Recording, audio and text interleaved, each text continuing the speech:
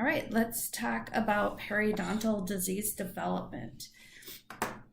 The periodontium is the supporting tissues of the teeth, and periodontal disease is an infection. So what I want you guys to know first and foremost is that when there is a pocket, it means it's diseased, okay? Periodontal pocket is periodontal disease. If it's not diseased, if that collar of tissue isn't considered a pocket, there's no permanent damage, then it's gingivitis, and we still call it a sulcus. But a pocket, you're always thinking disease, and a sulcus is in health or with slight inflammation. Okay, there's no permanent damage yet. All right, our learning objectives for this chapter include listing and describing the modifiable and non-modifiable risk factors associated with periodontal disease. Explain signs and symptoms of periodontal disease. We've gone over the health, so now we're going to go over what it looks like in disease. Then we're going to define the stages of development for periodontal lesions and compare and contrast the different classifications of periodontal disease. And finally, we're going to describe, you should be able to describe the dental hygienist's role in risk factor modification.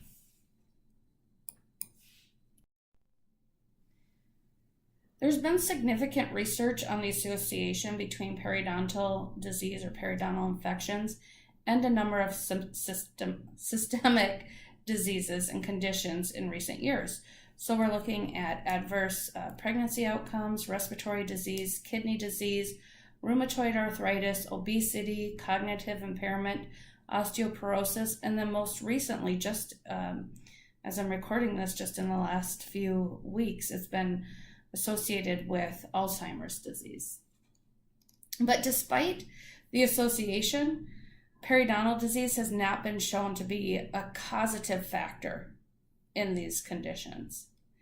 The mechanism for association is not clear yet, but infection and inflammation are common elements of all these diseases and conditions. The association between periodontal infection and various systemic diseases and conditions makes it critical for us to identify the periodontal lesions early enough, treat them early enough so we can manage the periodontal disease or prevent it. So here's our clinical changes in periodontitis. Notice that periodontitis is characterized by inflammation. Okay, I want you guys to make sure you know it is characterized by inflammation within the supporting tissues of the teeth. It's progressive destruction of the periodontal ligament and loss of supporting alveolar bone. So I just want to review quick what is our attachment apparatus. Our attachment apparatus includes the PDL. If asked on the test, I want you guys to write out periodontal ligament so I know you know what it means.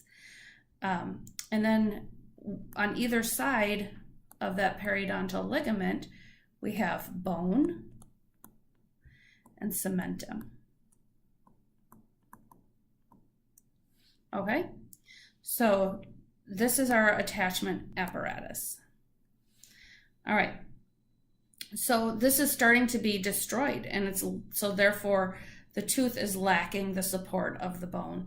So you can see in this bone here how it's kind of rigid, right? Instead of nice and smooth and rounded like it should be. Also, the level is way below where it should be. Our gingival level is here. It should be right here, right? Okay. I want you to notice that this papilla is swollen, okay, or edematous, all right, and erythematous,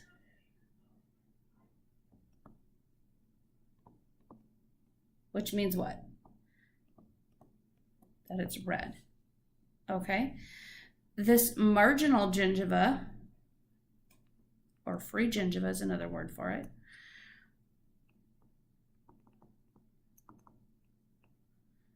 is red. Oh, sorry about that. Okay, or erythematous and swollen. Now that should be knife edged.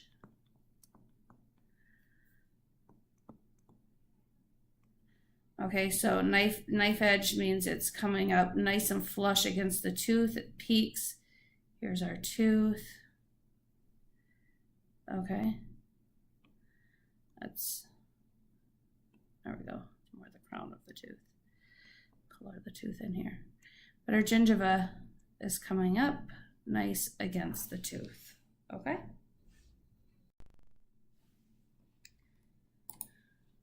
So periodontal disease, or as your patients will refer to it as gum disease, risk assessment test is available by the AAP, which is the American Academy of Periodontology. You can find it on your website. Go ahead and print it off, you guys. You will need that for an assignment later this semester. So please make note of all the things I say you need to print for that, okay? Because it's kind of a big project. So if you can kind of have all your ducks in a row prior to that, it would be helpful for you. Periodontal risk assessment tool is based on tooth loss, genetics, and systemic conditions, all those risk factors that are associated with the periodontal disease. And then also, what is their current periodontal status, okay? Risk assessments can be used to educate the patient about how at risk they are to periodontal disease and how we can modify some of those factors and manage some of it.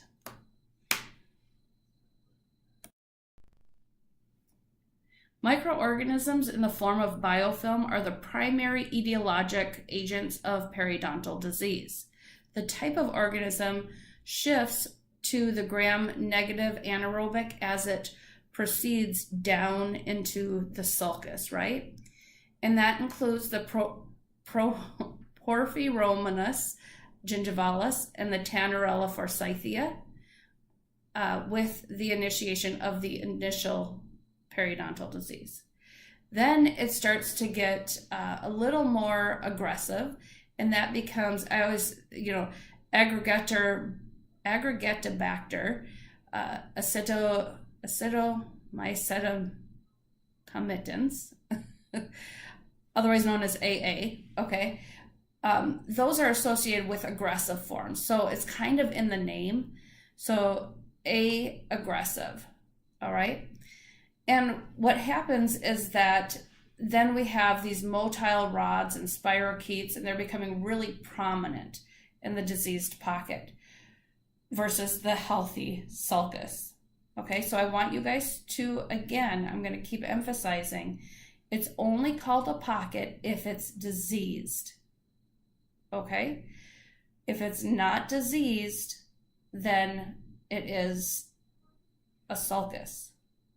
Okay.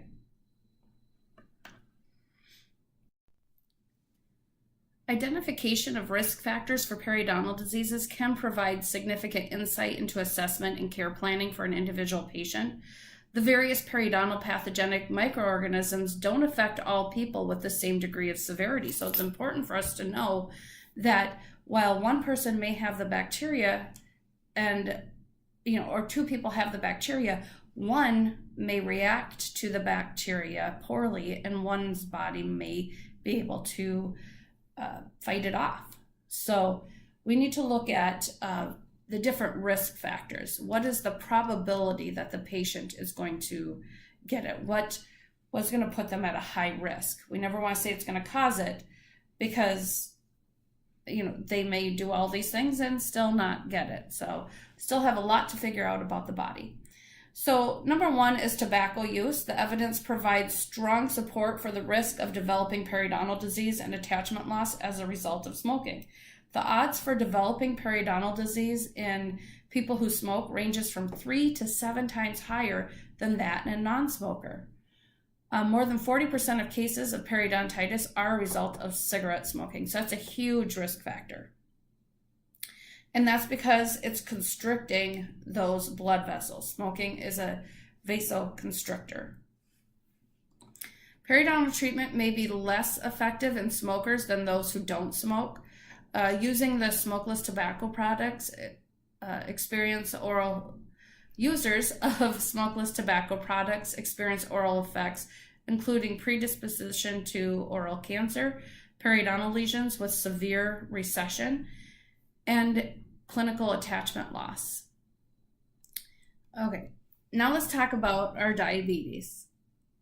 Periodontal disease and diabetes mellitus have a bidirectional relationship, meaning the diabetes is going to put you at a higher risk for periodontal disease and possibly make it worse. And periodontal disease is going to increase the blood sugar levels. So it's kind of this back and forth, like they say, bidirectional relationship. So poor control of blood glucose increases the risk of developing periodontal disease and results in poor outcomes to treatment. As a result of the increase in diabetes in the U.S. population, there is an increase in prevalence of periodontitis in children and adolescents with type 1 diabetes. And again, a lot of children are getting type 2 diabetes. Research suggests management of periodontal infection results in an improvement in controlled blood sugars, blood glucose, okay? Then we have psychological factors. And some research suggests individuals under stress are more likely to have clinical attachment loss and alveolar bone loss. However, stress is not recognized as an independent risk factor for periodontal disease. So we need to have other factors in there. Then we have medications, and we know that medications such as those that cause gingival enlargement, such as phenytoin, cyclosporins, nifedipine, all of those. But also what you need to know for your test says that also you need to know these categories, right? And that while it doesn't cause gingival enlargement, oral contraceptives, birth control, we're looking at an increased risk of bleeding with those, okay? So it still affects the oral cavity. It's not gingival inflammation, okay? So make sure you review that in your book, all the different medications that can have an effect on the periodontal disease and dental caries. All right, other potential risk factors, there's evidence for relationships between periodontal health and nutrition, alcohol, and socioeconomic status, but more research is needed to determine whether they are actual risk factors. Again, they're also now finding that Alzheimer's, an association between Alzheimer's and periodontal disease.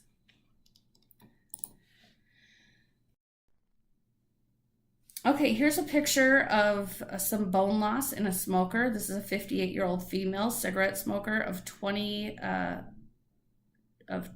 pack years with advanced periodontitis. Note that the clinical signs of inflammation, such as the marginal redness, are minimal. The teeth are discolored due to the nicotine deposits. So this area isn't super red, right? And that's because it's becoming more fibrotic and because smoking causes vasoconstriction. So we have kind of two problems here. The white blood cells aren't coming to the area to fight it, right? So one, it's not fighting the disease, and two, the tissues, we don't have the signs. We have to be more in tune to other risk factors or other signs and symptoms of periodontal disease, because we aren't going to see that really red tissue that we do with non-smokers. And that's just because nothing's coming to fight it. So we don't see the signs. They don't look red, but they have active periodontal disease. Okay. All right, and here we have a picture of gingival hyperplasia. Generally, you will get some bleeding with this, but that's because it's really hard to clean. So then we'd have to look at what we would do to help this patient keep these areas clean. And so usually you would do we now have a gingivitis code. If there's no bone loss, gingivitis code. You clean it, see how it responds. And if it responds well, then then it was more gingivitis than hyperplasia. Maybe we can just watch it. But we can also ask the physician to change meds. Usually they're not willing to do that, but if the seizures are controlled, they're going to keep it that way. So ask the MD to change meds or do a gingivectomy if necessary, if it gets bad enough. All right, so now let's start talking about some of our modifiable risk factors and non-modifiable risk factors. Or excuse me, our non-modifiable. We already talked about our modifiable. Okay, so genetic testing is likely to become more cost-effective and eventually will benefit the patient and providers in targeting those that are at risk for enhanced prevention. So we need to look at host response. Alterations to the immune response may result in periodontal damage and an increase in inflammation after bacterial invasion. Overly active neutrophils may be responsible for the tissue destruction seen in periodontal infections. Osteoporosis, many risk factors for osteoporosis are also risk factors for periodontitis, including cigarette smoking, nutritional deficiencies, glucocorticosteroid use, and immune dysfunction. So greater alveolar bone loss is in patients with osteoporosis. Then we have other systemic conditions associated with deficiencies in the immune system, such as Down syndrome, are related to periodontal disease. All right, so let's talk about some local factors here. So let's talk about the dental factors.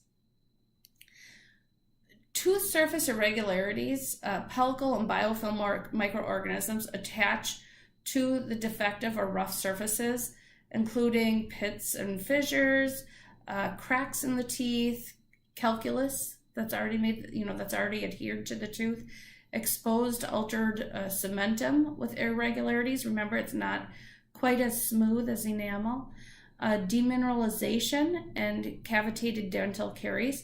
Iatrogenic factors such as rough or grooved surfaces left after scaling, and inadequately contoured and polished dental restorations. Think of dental overhangs here also. Now, tooth contour.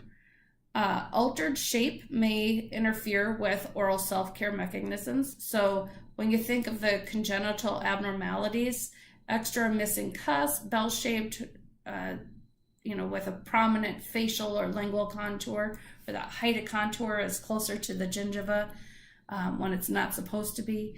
And this just provides for deeper retentive areas, right? Harder to clean, deeper retentive areas.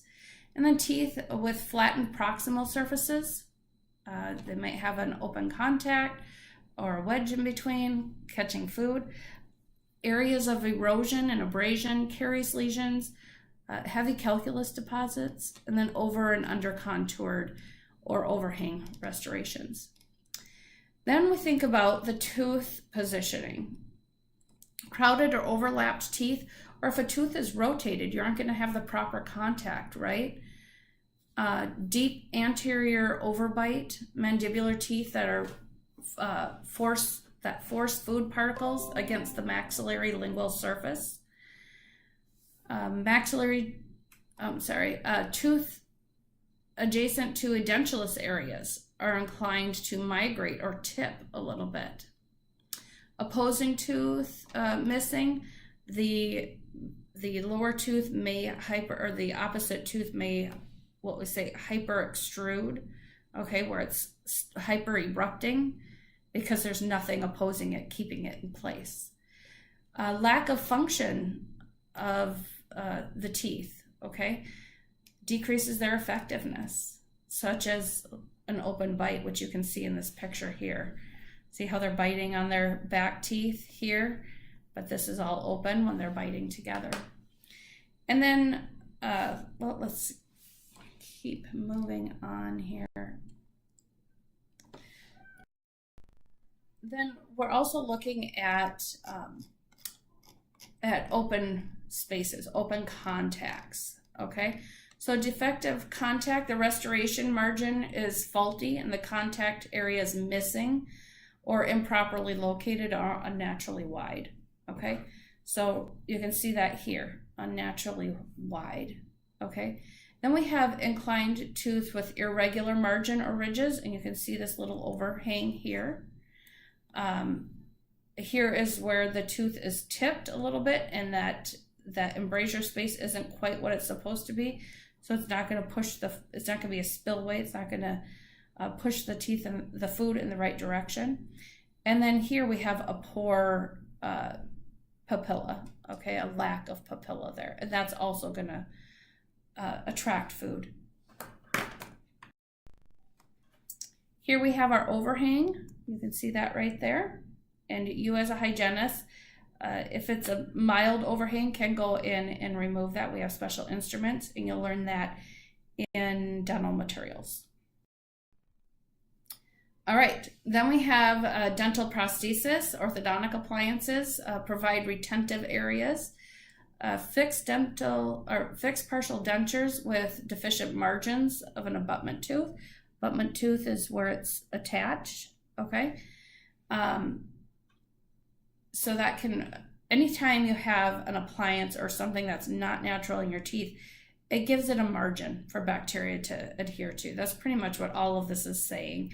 Removable partial dentures with inadequate adapted clasp. If this has a clasp here, if it's not fitting on the tooth properly, it's going to attract more bacteria there. All right. Okay, so continuing our local contributing factors, we have position of the teeth, receded gums, depressed areas is left at the CEJ or enlarged. We also have periodontal pockets. Reduced height of the interdental papilla leaves open interdental areas are blunted. You can see that here, black triangle. And then we have a flap of tissue over the occlusal surface or erupting teeth. And so this is a third molar. This one hasn't, it might be developing an operculum here, but it just hasn't developed all the way yet. Okay, so when we're still talking about gingiva, we want to look at the size and the contour. So any deviation of shape of enlarged gingiva, is it rolled, is it bulbous, is it cratered? Combination with the presence of irregular restorations or dental prosthesis can result in marked biofilm retention. Also, the effects of mouth breathing, dehydration of the oral tissues in the anterior region leads to changes in size, shape, surface texture, and consistency. All right, so other factors that we need to consider is a variation of factors that are going to predispose the patient to periodontal infections. So some are listed here. Personal oral self-care, neglect. This can lead to generalized dental biofilm accumulation and disease promotion. Faulty biofilm control, so improperly using their toothbrush, right? We're going to talk about that in chapter 28 in a few weeks. Awareness of oral cleanliness, cleansing habits, including both self-cleansing mechanisms and mechanical biofilm removal, dependent on part of the individual's perception and feelings of debris removal and tongue activity. Diet and eating habits. Soft foods tend to adhere more than fibrous firm foods. So you think of like a carrot where it's really fibrous and hard, that's not going to stick to your teeth, right?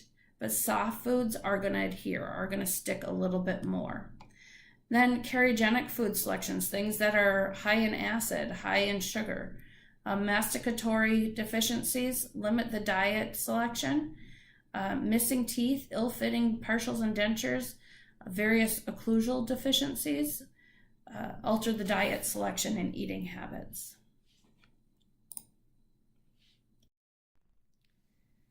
Pathogenesis refers to the process by which disease develops and progresses. The primary etiology of periodontal disease is bacteria. We said that earlier also. That initiates the inflammatory process. The inflammatory process is very complex and influenced by patient and environmental factors. So acute inflammatory response, when the immune system response is working effectively, presence of biofilm results in gingival inflammation with no breakdown of the tissue. Activation of the local acute inflammatory response begins the process of lesion development. Okay, so we have here the development of the periodontal infection and gingival infection. And we start with the initial lesion, that's usually our 2 to 4 days. We then move on. By the way, at the initial lesion, there's no clinical evidence of change that can appear in this phase, okay? Then in our early lesion, which is going to be the older, thicker biofilm, it's going to be 7 to 14 days. Of course, that varies from individual to individual. And this is where we start to see the collagen fiber that supports the gingival margin is now going to start breaking down. Okay, so this is where collagen fiber starts to break down. Our earliest signs of gingivitis become apparent with slight gingival enlargement and will become an established lesion if undisturbed. Up to this point, it's still reversible. Okay? Now, as it progresses, now we're talking 14 to 21 days. We're going to start to see more fluid, more gingival crevicular fluid, more leukocytes come into the area to help fight this chronic infection, because it has now progressed. Now we're going on 3 weeks. Formation of the pocket epithelium. We're going to see proliferation. You need to know that. Proliferation of the junctional and sulcar epithelium continues in an attempt to wall out inflammation. You need to know that. This is in our established lesion. Pocket epithelium is more permeable. Areas of ulceration of the lining and development. Pocket formation with bleeding on probing happens in this phase. Okay. The clinical appearance, you're going to see clear evidence of inflammation, and the margins are going to be red and bleeding on probing and spongy marginal gingiva. Okay. Then we have our established lesion, and we're going to get into these a little bit more here in a minute. But the established lesion is going to happen beyond that 3 weeks. And what you're going to see here is exposed cementum where the Sharpie's fibers were attached and become altered by the host response to the bacterial challenge. We're going to see alveolar bone destruction in this phase. Okay, and then it's not reversible anymore, right? Okay, so here's our information on the development of gingival and periodontal infections. Initially, okay, we see it's going to initiate within 2 to 4 days. White blood cells start to migrate to the junctional epithelium and the gingival sulcus. We're going to start seeing a host response, but we are not going to see, and there's no clinical signs here, okay? Now our early lesion, so we have initial and then we have early. This is where the biofilm is becoming older and thicker. We're seeing this at 7 to 14 days of undisturbed bacteria. The epithelium starts to proliferate. Extensions and rete ridges are formed. Early gingivitis with slight gingival involvement. So again, early gingivitis is reversible, okay?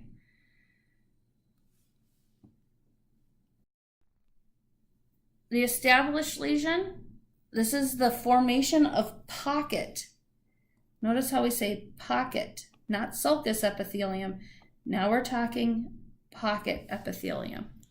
It's diseased. Proliferation of the junctional and sulcar epithelium continues.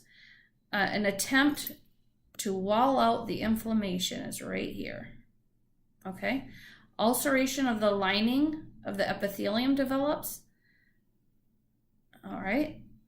And collagen destruction continues.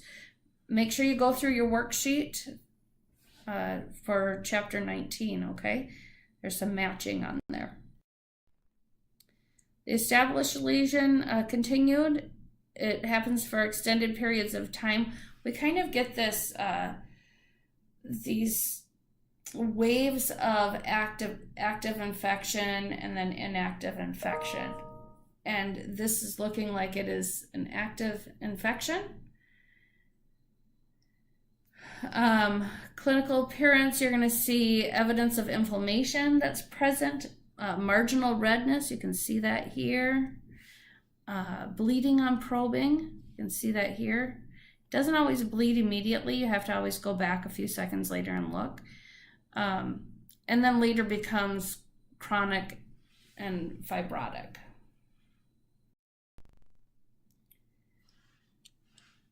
All right, advanced lesion, extension of the inflammation, bacterial from supragingival biofilm enters the sulcus and provides a source for subgingival biofilm. Biofilm microorganisms produce irritants and alveolar bone destruction. Inflammation spreads through the loose connective tissue. So inflammation spreads through, oops, I don't mean to cross that off, I mean to highlight it. Inflammation enters the bone through small vessel channels into the alveolar cord. This is where it really becomes problematic, right? The progressive destruction of the connective tissue, the epithelium migrates along the root surface, and coronal portion of the junctional epithelium becomes detached. Coronal portion of junctional epithelium becomes detached. Exposed cementum, where Sharpie's fibers were attached, become altered by inflammatory products of bacteria in the sulcus fluid, or the gingival crevicular fluid. Diseased cementum contains a thin superficial layer of endotoxins. Define cementum for me? Think in your head for a second. How would you define cementum?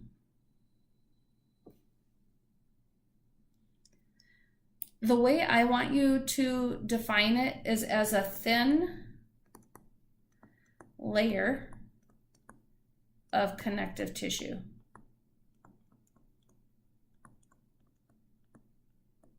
Covering the root, right? So what part of the tooth is the root? It's anything below the CEJ.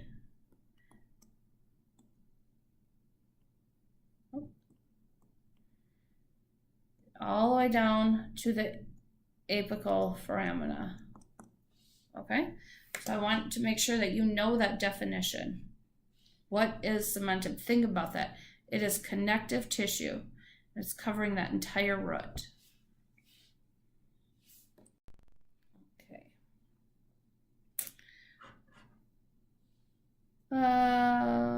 So now we're going to see pocket formation, mobility, bone loss. We want to note that the junctional epithelium begins to migrate apically. Lesions extend through the connective tissue. There are periods of inactivity alternating with periods of activity. Periodontal disease is not a single pathogenic entity, okay? It describes a variety of inflammatory and degenerative disease that affect the supporting structures of teeth. Okay, so let's talk about distinguishing a pocket from a sulcus, okay? And that is determined by the attachment of the tooth and is distinguished by a gingival pocket from periodontal pocket. Okay, so a pocket has an inner wall, okay, so that's the tooth surface, and an outer wall. The sulcar epithelium or pocket epithelium of the free gingiva, okay? So let's do our tooth here. There's a gingiva.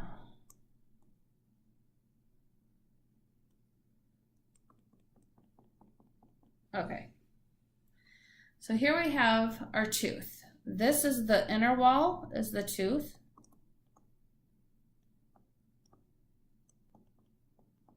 Or root, I'm going to write root.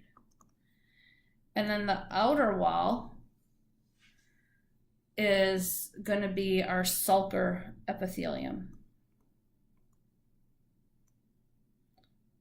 or pocket epithelium.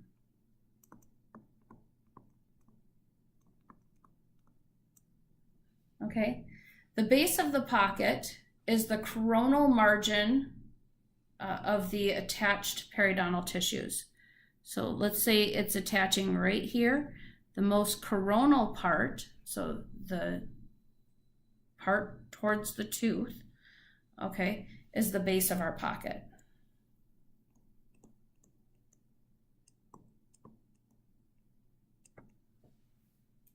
Histologically, the base of a healthy sulcus is the coronal border of the junctional epithelium, whereas the base of a pocket may be at the coronal border of the connective tissue attachment. Now, substances found in a pocket, communication of the opening of the pocket with the oral cavity provides an opportunity for dental biofilm to collect. The deeper the pocket, the more difficult it is to clean by toothbrushing and flossing, so it's just going to start to proliferate. So the following may be found in a pocket. We're going to see microorganisms and their products or byproducts, such as enzymes, endotoxins, and other metabolic products. We're going to see some gingival crevicular fluid, because remember that increases as the disease increases. We're going to see desquaminated epithelial cells, leukocytes. Those numbers are going to continue to increase with inflammation. And then we're going to see purulent exudate, so pus basically, made up of living and broken down leukocytes, living and dead microorganisms, and serum. Pockets are divided into gingival and periodontal types to clarify the degree of anatomic involvement. So periodontal pockets are further categorized by their position in relationship to the alveolar bone. That is, whether their pocket base is suprabony, above the bone, or intrabony, at the level or below. A gingival pocket is considered a pseudo or fake pocket. A pocket that it's defined as a pocket formed by gingival enlargement without any apical migration of the gingival epithelium. So no apical migration. So the tissue can swell. Okay, we'll say this is our tooth. It can swell, and that inflammation is what has caused the pocket. So it's a fake pocket. Okay? The margin of the gingiva has moved towards the incisal or occlusal edge without deeper periodontal structures becoming involved. So this is all happening above the CEJ, above the enamel, or I should say next to the enamel. So the tooth wall of the pocket is then going to be enamel, right? During eruption, the base of the sulcus is at various levels along the enamel, but in the fully erupted tooth, it should be near the CEJ. All gingival pockets are super bony. That means that the base of the pocket is coronal to the crest of the alveolar bone.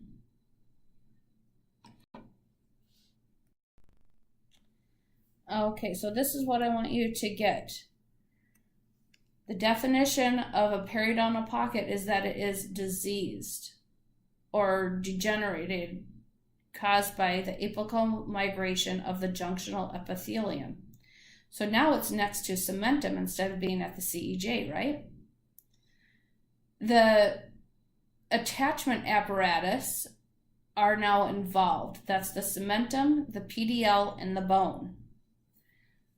Okay, PDL, periodontal ligament. Then we have the tooth over here, or excuse me, the cementum.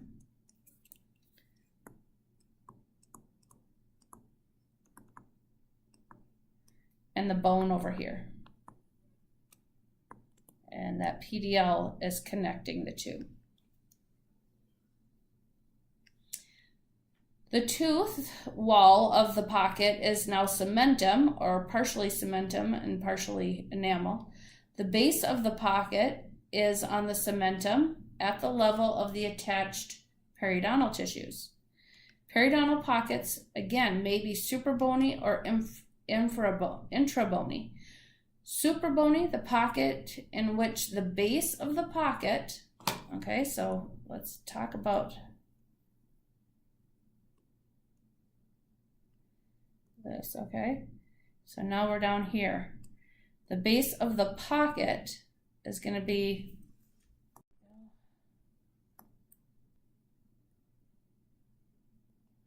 so the base of the, I'm going to draw a probe here. Okay, the probe is going in here and it's going to touch where that meets. So it's the coronal part of the JE, the junctional epithelium. This is our probe. Okay? So the pocket in which the superbony is the pocket in which the base of the pocket is coronal to the crest of the alveolar bone. So here's our bone. Okay? Intrabony is where the pocket is the pocket in which the base of the pocket is below or apical to the crest of the alveolar bone. So now I'm going to do this one in green. Now say the base of our pocket is right here, but our bone level is still up here. Okay? And that's intrabony. So intra, which means located inside in the bone, all right? Or infra, I should say, means underneath, okay? All right, let's move on.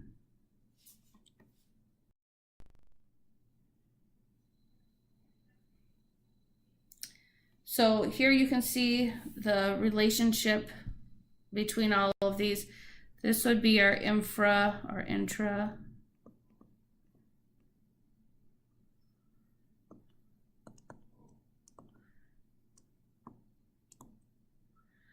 Bony pocket. Here it's above. So what would that be?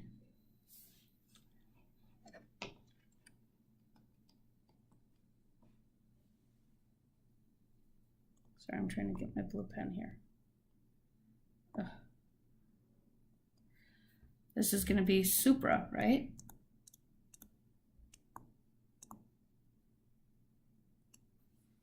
All right.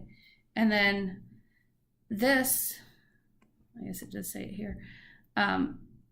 This here, you can see that the attachment is still at the right level, but we just have inflammation compared to the picture ahead of it. And so you can see where this measurement would be deeper, but that is a pseudo pocket.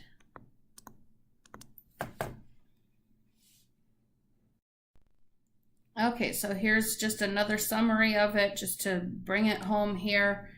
This is a pseudopocket with gingival. It's due to gingival inflammation, where the margin has moved toward the incisal or occlusal surface. The tooth or the tooth wall is enamel. Okay, meaning here's our tooth. This is inflamed, right? Because it's covering quite a bit of that tooth. So the inner wall is all enamel here. During eruption, the base of the sulcus varies. Again, at complete eruption, it should be at the CEJ. All gingival pockets are suprabony. Periodontal pocket, again, here's our infrabony. We have normal, gingival, and some periodontal. And then we have more involved periodontal, which is intrabony, meaning this base of the pocket is now below that of the bone level. The deeper structures and attachment apparatus are involved, which is the cementum, the CEJ, and the bone. The base of the pocket is on cementum. This is in periodontal pockets. Perio pockets. At the level of attachment of attached periodontal tissues. Periodontal pockets may be suprabony or intrabony. Here it is again.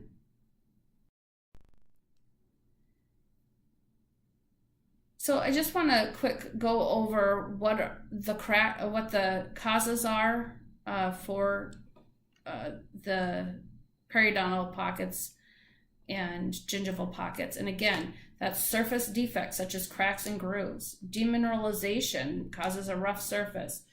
Calculus deposits and heavy stain, pits, irregularities from hypoplasia, erosion, abrasion. And then we have surface irregularities, having cementum exposed, having diseased cementum, resorption, the cementum's being resorbed. The root caries can cause an irregular surface, abrasion from a toothbrush.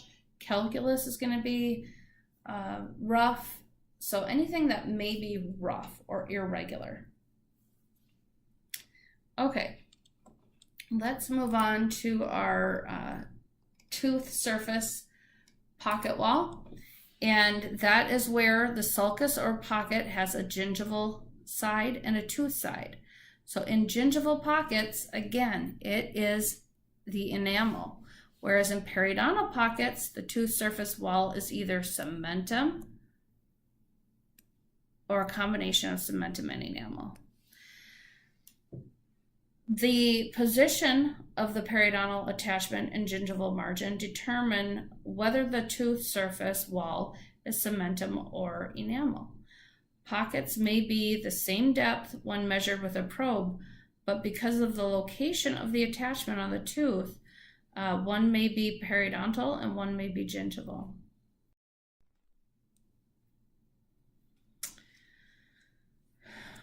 Tooth surface pocket wall continued. Okay, tooth surface pocket wall continued. Nature of the tooth surface, think of this for instrumentation. The pocket development factors, continuing action with the irritants and destructive agents from biofilm. The periodontal ligament fibers detach and the junctional epithelium begins to migrate apically. Cementum becomes exposed to the open pockets and the oral fluids, such as gingival crevicular fluid. Physical, structural, and chemical changes alter the cementum. So we could have hypermineralization of the surface cementum, demineralization, calculus formation, and dental biofilm and debris collection. Tooth surface irregularities, I just went over this, but cracks and grooves, demineralization, calculus deposits, erosion, abrasion, Remember, erosion is from an external source, causes a glossy, smooth surface, and then abrasion, which would be caused from physical means. Pits and irregular surfaces from hypoplasia. And here we have our irregularities in the CEJ. We did talk about this back last summer, but let's review it. We have the gap, which is 10%, and that is in A. Okay. So there's a gap where we have exposed dentin. And then we have where they meet directly, and this happens in about 30% of cases. You can see it here. And that's where the cementum and the enamel meet perfectly. Then we have cemental overlap, and this is in about 60 to 65% of the population. And that's where the cementum covers enamel. All right, let's talk a little bit about furcation involvement now. Furcation involvement means that the clinical attachment level and bone loss have extended into that furcation area between the roots of multi-rooted teeth. This cannot happen on a single rooted tooth, right?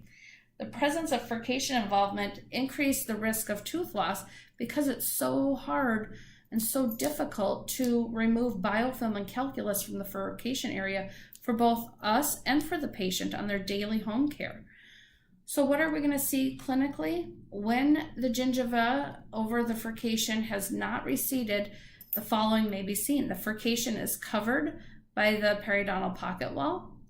No differences in color, size, or other tissue changes may exist to differentiate the area from the adjacent gingiva.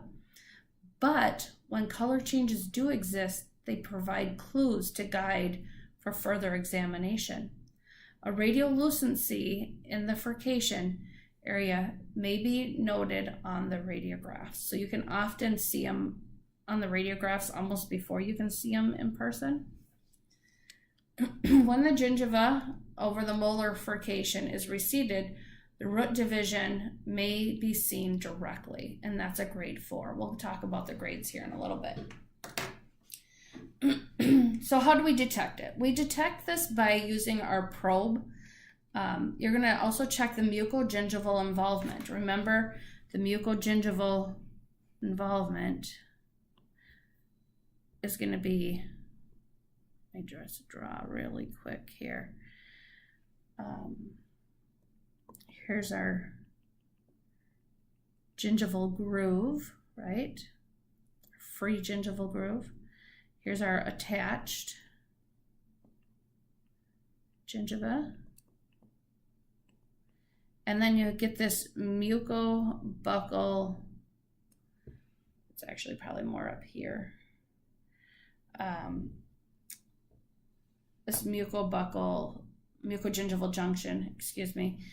And then this is the alveolar mucosa. So we're talking about this area down here, right? Which would make sense, right? The further down, you're going to see more root exposure and furcations, okay? So it becomes a problem once the pocket has, you're starting to feel a furcation. Is it down here? And there's a way of measuring that. So significance of the attached gingiva, we're talking about this area in here, right? The lines that are going up and down. That gives support to the marginal gingiva. That's this right here. Let me color that in red or another color. Let's choose yellow. Okay, this is our marginal gingiva here. So it provides support for that, okay? And attachment or a solid base for the movable alveolar mucosa, this down here. Let me get green for that. Okay, here's our alveolar mucosa in green, okay? So here's our alveolar mucosa. This is our attached gingiva. This is our marginal gingiva. Okay. The junctional epithelium acts as a barrier to keep infection outside the body. Okay, so this is fighting hard. Once it gets into that alveolar mucosa, we get in trouble. Okay, with destruction of the connective tissue, the periodontal ligament fibers under the junctional epithelium, with the epithelium that migrates along the tooth. In mucogingival involvement, the bottom of the pocket extends into the alveolar mucosa. There, the unconfined inflammation can spread more rapidly into the loose connective tissue. So what are you going to see? What clinical observations can you expect? The width of the attached gingiva, you're going to see a narrow zone of attachment. The base of the pocket at the mucogingival junction is going to be measured, and I'll show you how this all comes into play here in a minute. Then long term, we're going to see longitudinal studies that have shown in the absence of inflammation, areas with a narrow band of attachment can be maintained for very long periods. Okay, so even though they're getting really close to it, you know, they only have 1 or 2 millimeters. If it's well taken care of, we can prevent that from going into the alveolar mucosa. A patient with such an area needs specific instruction on biofilm control for preventive maintenance. When an area of minimal attachment is placed under stress by restorative or prosthetic procedures or even orthodontic procedures, the patient is referred to the periodontist for evaluation for the need of a gingival or connective tissue graft. Okay? The difference between the two, a gingival graft, they're not adding height, they're just adding thickness here to prevent it from going into the alveolar mucosa, or a connective tissue graft, they're actually grafting tissue to cover the root surface. Okay, so they're adding tissue coronally, not to the crown, but up to the CEJ, ideally. Classification, mucogingival deformities and conditions are included in the 1999 classification of gingival and periodontal diseases and conditions. Periodontal disease, you can see that in table 19-1. Okay, so you need to know these different furcation classifications. In the beginning, you're just going to kind of feel a little indent. When you feel this little indent on the trunk, so I'm going to put limited to the trunk of root. Okay? Then in 2, you're going to be able to go into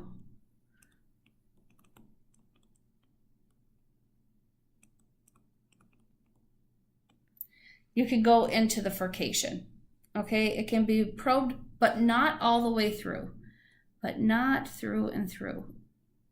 Okay, so 1 is going to be in the trunk of tooth, or of root. And then 2 is going to be in the furcation, but not through and through. Then 3 is going to be where you can go in. You can go in here, and what's going to happen is your probe is going to go from one side to the other. And so it's going to pass through.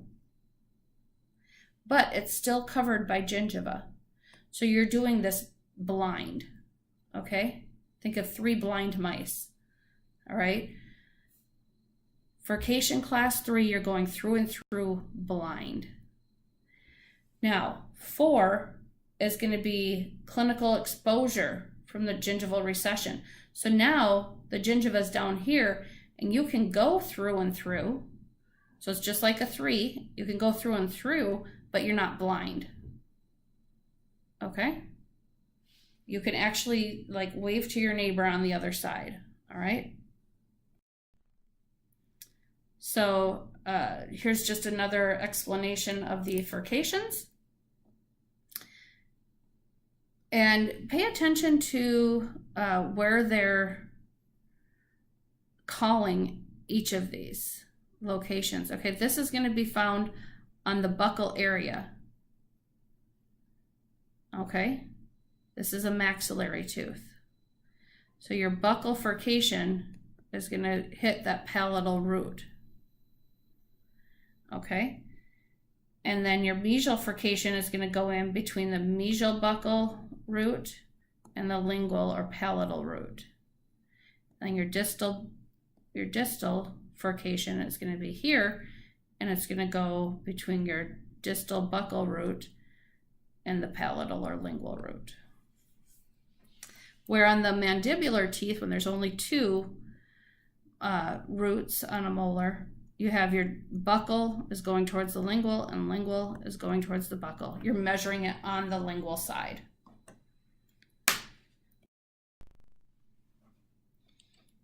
All right, complication of pocket formation, furcation involvement. Class 3, severe involvement. A probe can pass between the roots through the entire furcation, but you're going in blind, okay? 3 blind mice. 3 blind roots, we'll say, okay? But it's not 3 roots necessarily. So 3 blind mice, okay?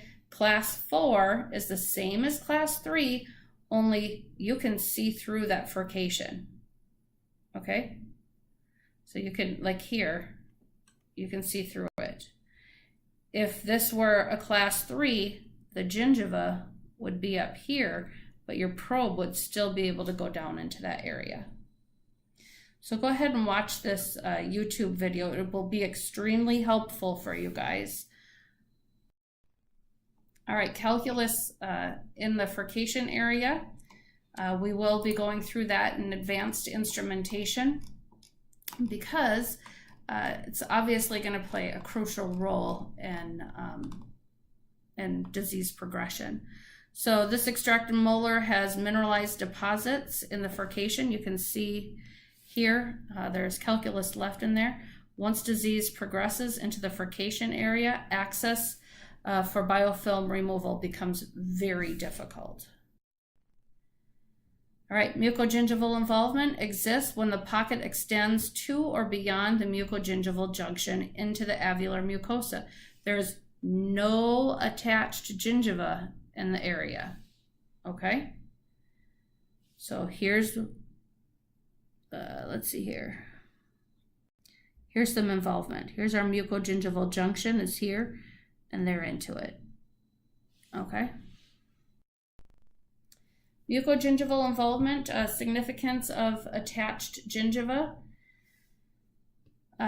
Functions of the attached gingiva: it gives support to the marginal gingiva, withstands the frictional stresses of mastication and toothbrushing, and provides attachment of a solid base for the movable alveolar mucosa for the action of the cheeks, lips, and tongue.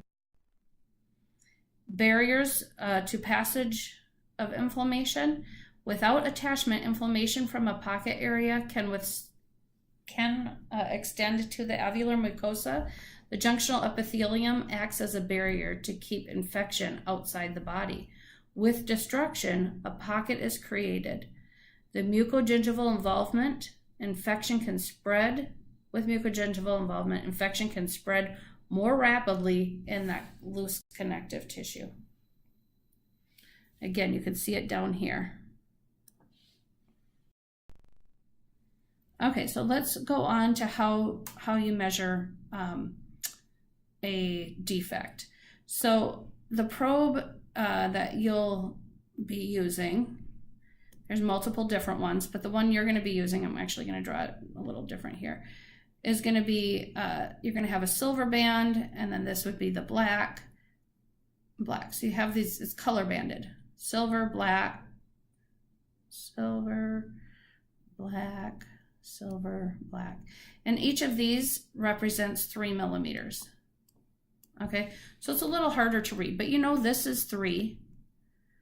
This would be roughly 1. This would be roughly 2. And then roughly 4. Oh, I should have had that down farther. Anyway, and then this would be 6. This would be 9. This would be 12. All right, but this one's a little bit different. You're going to see a 1 millimeter marking, a 2 millimeter, a 3 millimeter, and then this is in the middle here is 4. And this is 5. This is 6. This is 7. This is 8. This is 9. And this is 10. Okay? So you can see that the measurement from the MGJ, mucogingival junction, to the marginal gingiva is 2 millimeters. Okay? That's our distance between the top of the margin, the crest of the free gingiva, okay? And then we're going to subtract our pocket depth. Okay, so it looks like it's 1 millimeter here. So 2 minus 1 millimeter equals 1 millimeter of attachment. Sorry, handwriting's really sloppy today. So you need to take away, you can't just measure from here to here because it is attaching somewhere in there, right? So you need to find out, if this was 5 millimeters, then we would know that we have, that it's now into the mucogingival or the alveolar mucosa, right? So hopefully that makes sense. I'll have an exercise for you to do on Tuesday or on the day. All right. So again, here, you're going to measure from here to the mucogingival junction, which looks like it's coming right up there. So this looks like Trouble City here. All right. Let's talk about, let me find my place here, the clinical exam. Okay, so it's necessary for us to gather all this information and identify all the gingival defects that this is all going to be part of our assessment, right? So we need to look for gingival tissue changes. We need to look for mucogingival involvement, okay? Our probing depths, including our attachment levels, our bleeding and exudate, and furcation. And we're going to also look at the amount of biofilm and calculus in the area. We're going to check for mobility, and we're going to review our radiographic evidence. So signs and symptoms, actually, let me go to the next slide and we'll talk about signs and symptoms. All right, signs and symptoms that we're going to see with periodontal infections is going to be bleeding while brushing. This is what your patient would report, right? Possible cold or hot sensitivity, food retention, halitosis, which means what? Bad breath, right? And then chronic bad taste. And then causes of tissue changes, are they local factors or is it an inflammatory response? So, so we need to look at what's causing the inflammation. Is it due to biofilm, right? Or are some of these changes due to a medication that they're on? All right, then that's not inflammation.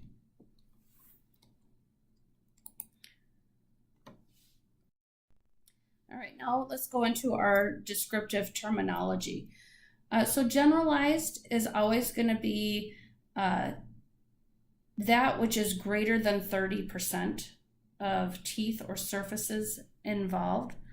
Actually, it's teeth throughout the mouth. It's not surfaces, okay? Then we have localized, which is less than 30%. And we have marginal, which is where it's confined to that free or marginal gingiva, that free gingiva or marginal gingiva. Remember, it can be referred to as either of those.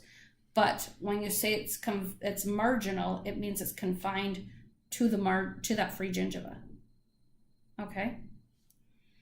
And then you would say whether it's localized or generalized.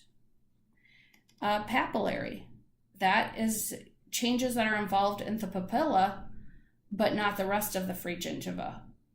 All that gingiva, on the facial and the buccal, lingual areas. Diffuse means it is spread out, it's dispersed everywhere. It affects the gingival margin, the attached gingiva, and the interdental papilla. Then we need to look at severity, all right? And we'll talk about that a little bit on the other slide, actually. Let's talk about the severity expressed as clinical attachment loss. So clinical attachment loss is going to be that the junctional epithelium has moved, okay?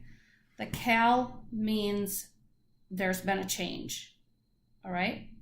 So mild is going to be 1 to 2 millimeters of clinical attachment loss, meaning that junctional epithelium has moved 1 to 2 millimeters. Whether it's with recession or without recession, it's migrated, okay? Then we have moderate, which is 3 to 4 millimeters of clinical attachment loss. And then we have severe, which is greater than 5 millimeters of attachment loss.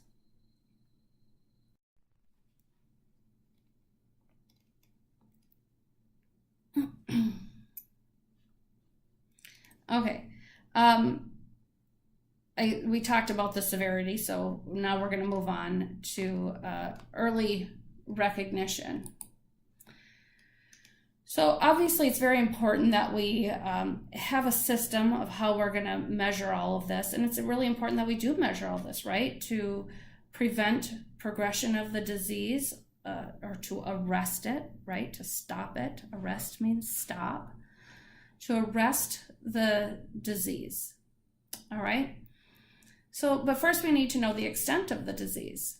Periodontal infections include all parts of the periodontium, mainly the gingiva, periodontal ligament, the bone, and the cementum. So a basic examination performed to recognize the signs and effects of inflammation include information about at least the following. Gingival tissue changes, so color, size, shape, surface, remember our 3 C's, right? Color, I guess I'll just go over them quick. I don't know if I covered it in this PowerPoint. So color, contour, and consistency. All right, those are our 3 C's. If you hear us talking about the 3 C's, that's what we're looking for. All right, and then at least looking at the mucogingival involvement, is there an adequate width of attachment? That's what that means. Probing depths. Is there a pocket formed?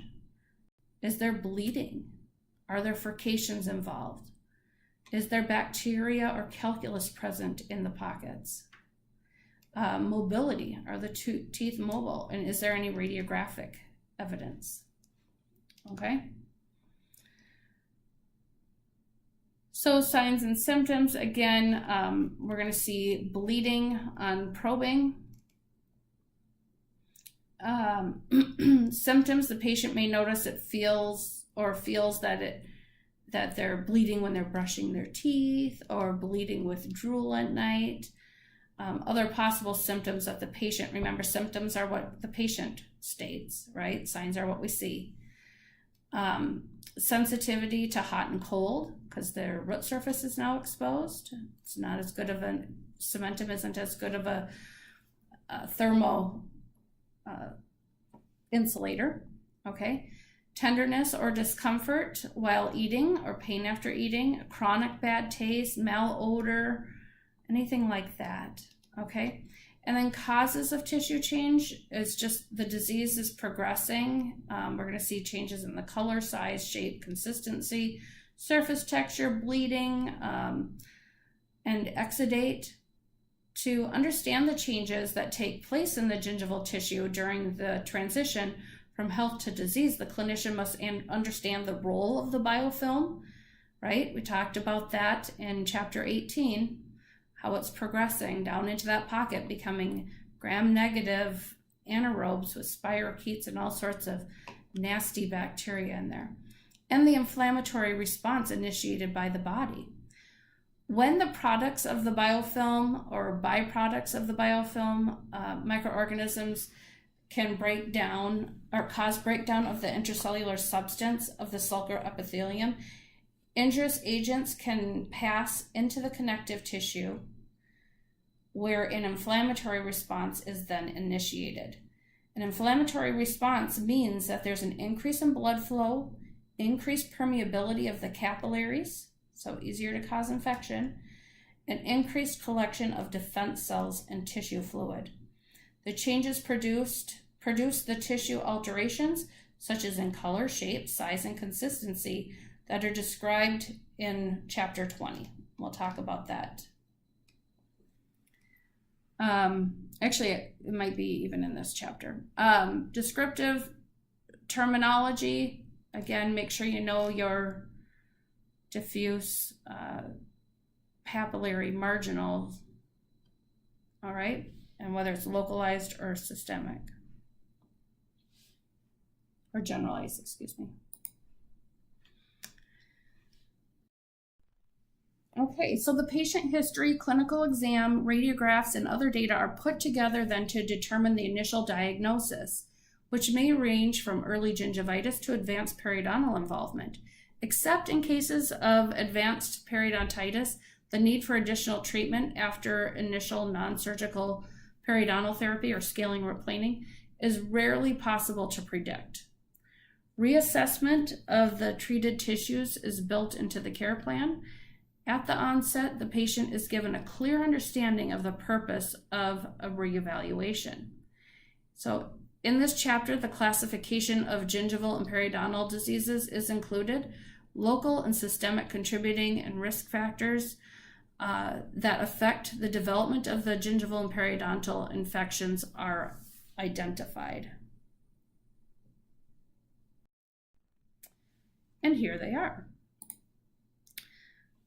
So we have plaque-induced gingivitis, gingival disease, okay? We're looking at one. Okay, so we're seeing all the different things that it can be induced by. Non-plaque induced. So we have plaque induced, which is the majority of our cases, right? And then we have non-plaque induced. So this is going to be of a disease origin. Could be viral, could be bacterial. And then we have traumatic lesions, which would be chemical or physical injury, thermal injury, okay? And then we start to go into our chronic periodontitis. And first we're gonna look at, is it localized or generalized? Same with aggressive periodontitis. Is it localized or is it generalized? This just says generalized. They left out the G. Periodontitis as a manifestation of systemic disease. So think of some of those things that can affect it, right? Down syndrome, leukemia, acquired neutropenia, Crohn's disease, all right? Look at all of those. Notice how they're all inflammatory diseases or blood diseases, okay? Then we have necrotizing periodontal diseases, which is NUP and NUG. And NUP is necrotizing ulcerative gingivitis. And the periodontal one is necrotizing ulcerative periodontitis. So it depends on where that junctional epithelium is, right?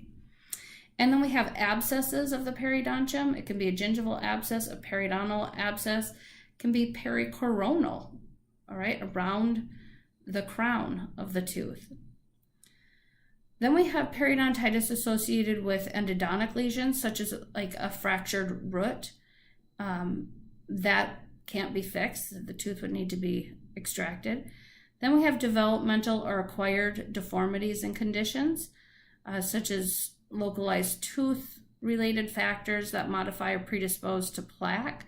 So anatomic features, mucogingival deformities. All right, so read through that.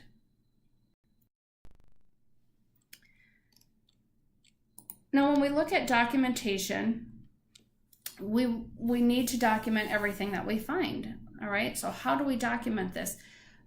With our EagleSoft, we're going to do this under the Perio tab, and you're going to state whether it is localized, generalized, what classification of periodontal disease is, and those classifications just changed. So we need to teach you both of them. You're going to get that in Perio a little bit more than you will in this class. We're going to stick with the old until they tell us that it's going to be on the boards, okay? But you'll get the new in your Perio course. So you want to chart all the periodontal findings and which teeth are involved, and then a summary of the prognosis and diagnosis, okay? And at each appointment, you're going to complete and record, you're going to complete, get a complete record of treatment accomplished, and patient instructions, their oral findings and changes on their health. Have they improved or have they gone downhill? And then you're going to reassess their home care. You're going to reassess what you're doing, okay? All right, so factors to teach the patient. You want to teach them the connection between periodontal disease and systemic disease as related to the patient's medical history. Identify modifiable risk factors and non-modifiable risk factors. We want you to identify what a normal healthy sulcus is versus a diseased periodontal pocket. And then their need for comprehensive periodontal examination at least twice a year. If they have periodontal disease, it should be 4 times a year. And that's just to assess the extent and severity of the disease. And then the need for adequate oral self-care and continuing care to prevent or manage trying to arrest that periodontal disease infection. All right, this is our last slide. I know this was long, but super important. We're going to get into the periodontal examination in chapter 20, and I will record that shortly. Thank you.